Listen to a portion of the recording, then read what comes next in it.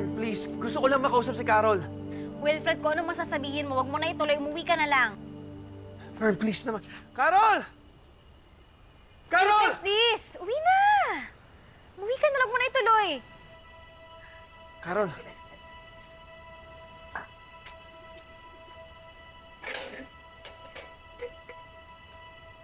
Bakit?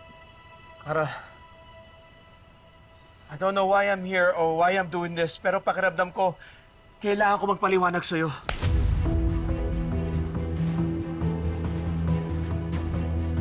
Kapal ng mukha mo. All this time, galit na galit ka sa akin dahil sa sikreto ko.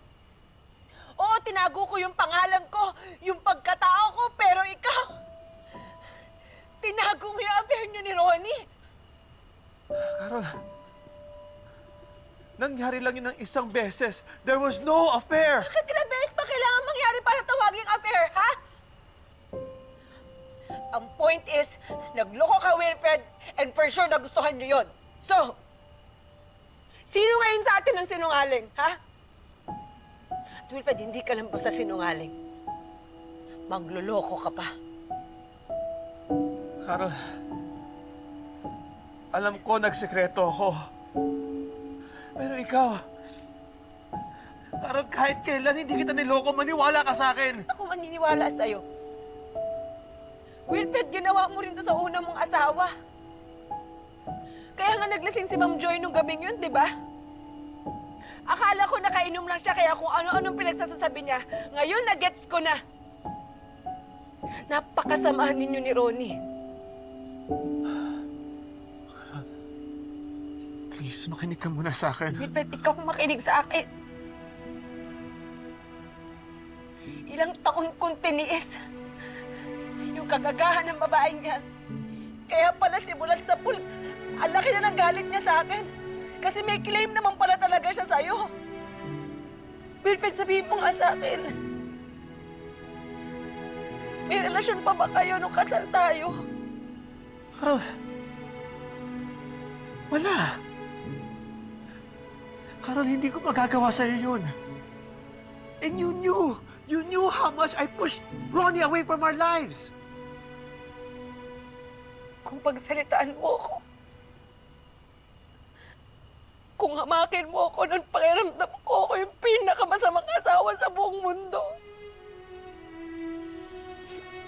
Akala mo ang linis-linis mo, pero yung pala, mas malala ka pa. Ikaw yung may kabit. At hinayaan mong bastos-bastusin ako ng kabit mo ng paulit-ulit. Kaya magsama kayong dalawa, mga walang hiya kayo! Carol! Carol, please, mali yung... Carol!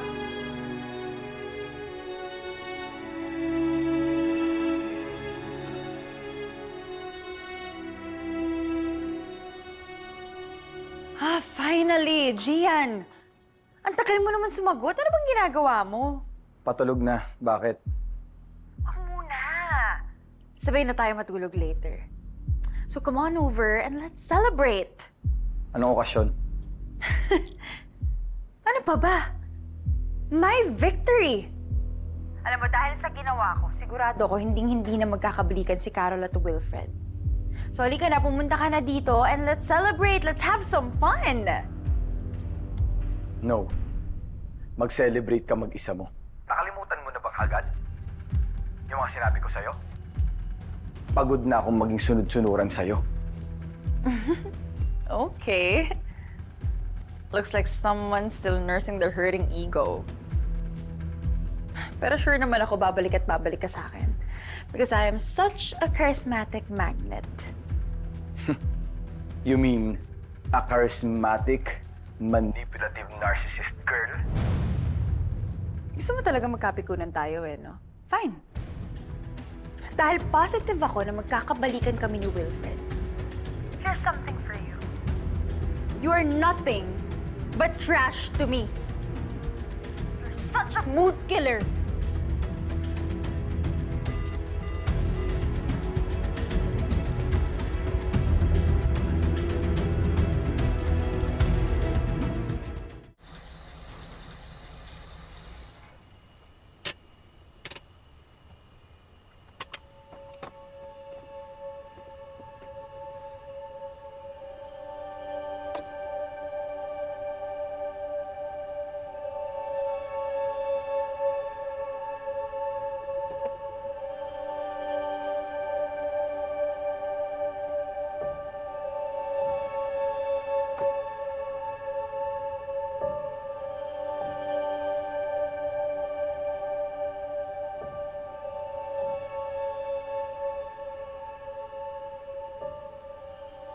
feels strange. It's the same house, but it doesn't feel like home anymore. Sorry. Kailangan mo pa atang balikan yung bar mo. Sige. Amber.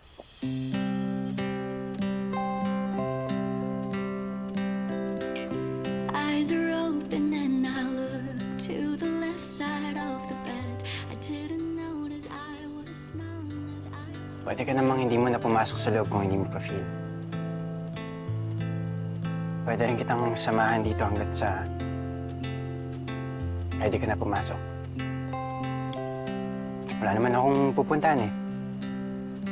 Hindi ko rin kailangan umalis.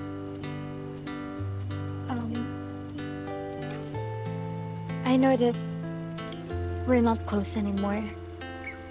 But I really, really appreciate yung pakikinig mo sa akin and yung paghatid mo sa akin dito. Hindi ka naman iba sa akin, Amber. Marami na tayong na-witness ang kapagdaan ng drama sa buhay ng isa't isa.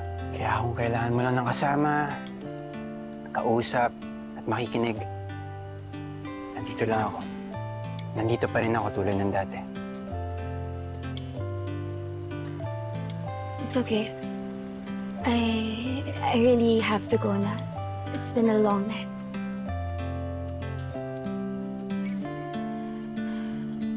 I can't get used to you.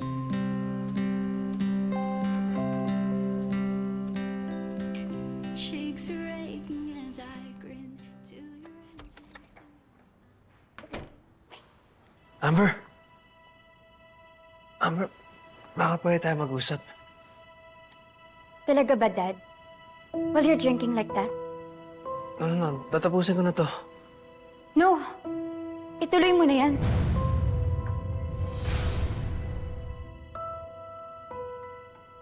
Ano, sir? Ano pong nangyari? Nag-away kayo ni Amber? Ano ka ba? Sorry po, sir. Curious lang po. Just leave me alone.